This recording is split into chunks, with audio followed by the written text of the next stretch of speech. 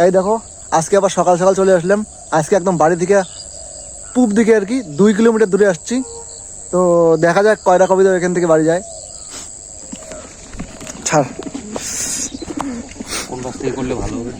না ছাড়, এই এটা করলেই তো 2-3টে আগেই না, ছাড় দে ছাড় দে।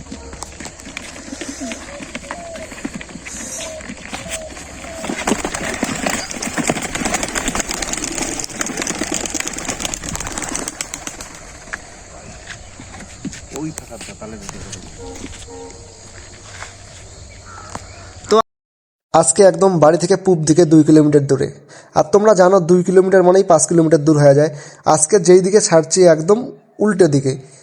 এর আগে যেই দিকে নিয়ে গেছিলাম তার থেকে মোটামুটি 3 কিলোমিটার দূরে, আর আমাদের বাড়ি থেকে 2 কিলোমিটার দূরে।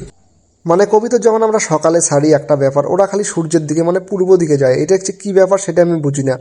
কেউ যদি জানে থাকো একটু কমেন্ট করে জানাও।